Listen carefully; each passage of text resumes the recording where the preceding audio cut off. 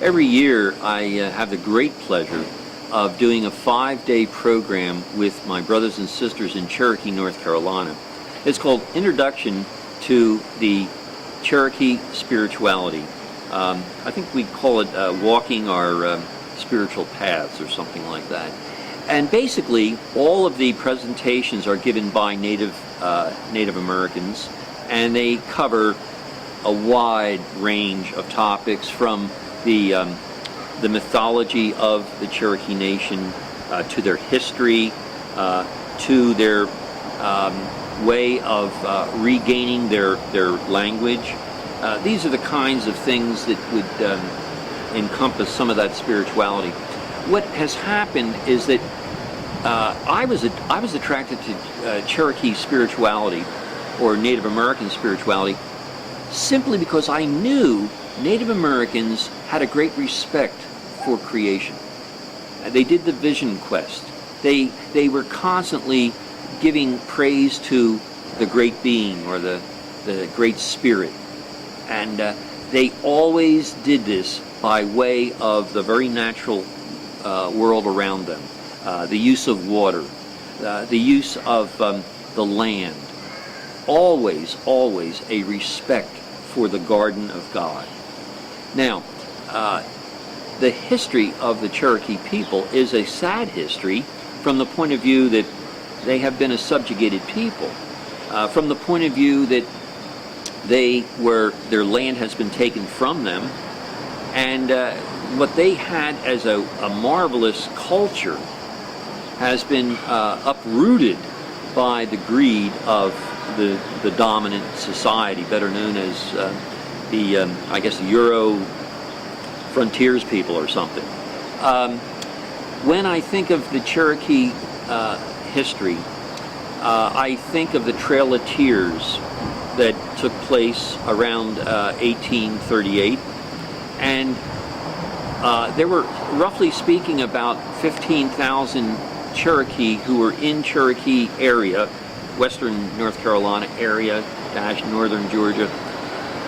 They were deported.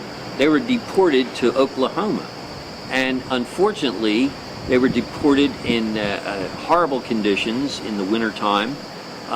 Approximately 1/4 of all of those people who were making that pilgrimage or that march were killed along the way. They died of sicknesses and things of that nature.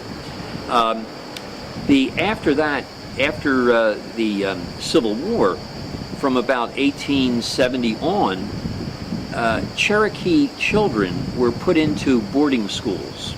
And the idea was to take the Indian out of the child, and that we raise these children to be very harmonious with the culture of the white man, if you will.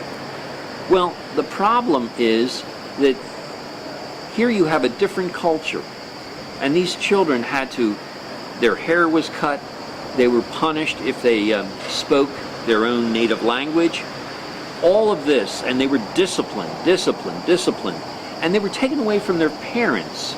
So there's a whole generation of Cherokee children who didn't really know how to parent because they were separated from their mothers and fathers, and that has led to a horrible feeling that maybe I'm not worthy, maybe I'm not as good as a white man, as it were.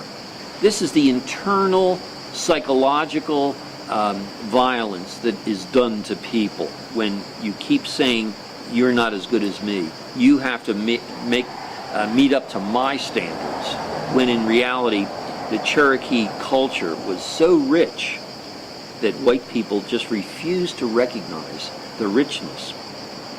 So the problems that the Cherokee Nation faces today many times revolve around the fact that some people have not had a good feeling about themselves, and they've been put down for so many years. This, unfortunately, has led to dysfunctional behavior, such as drinking or opiate addiction or whatever.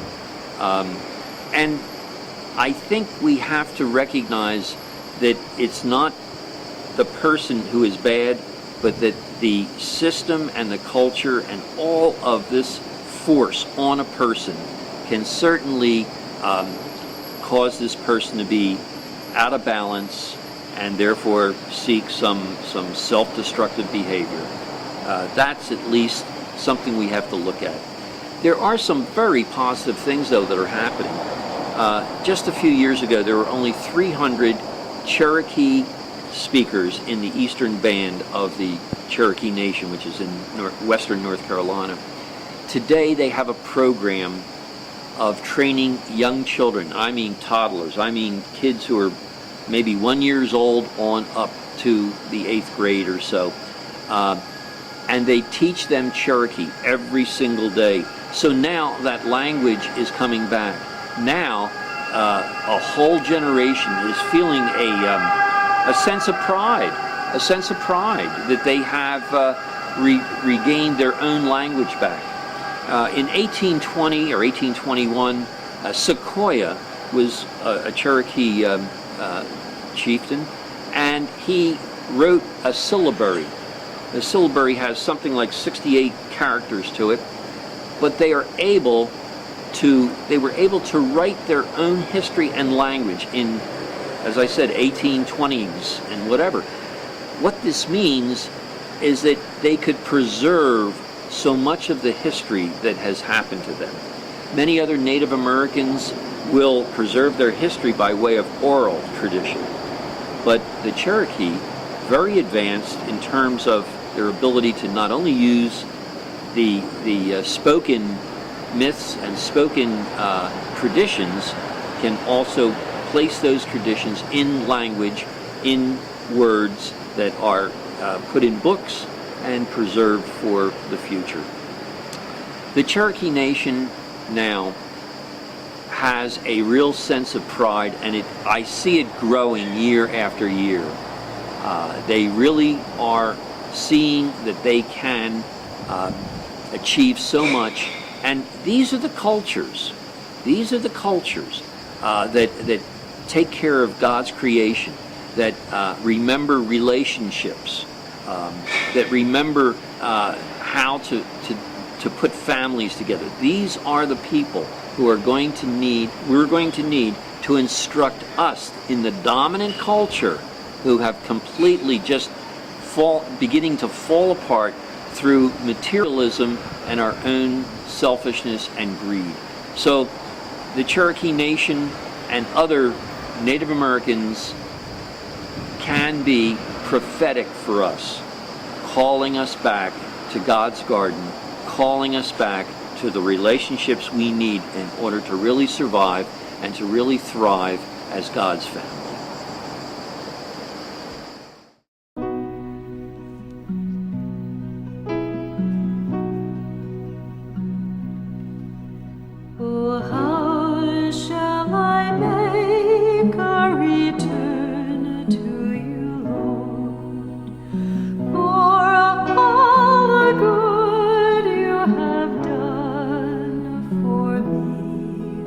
The cup of salvation.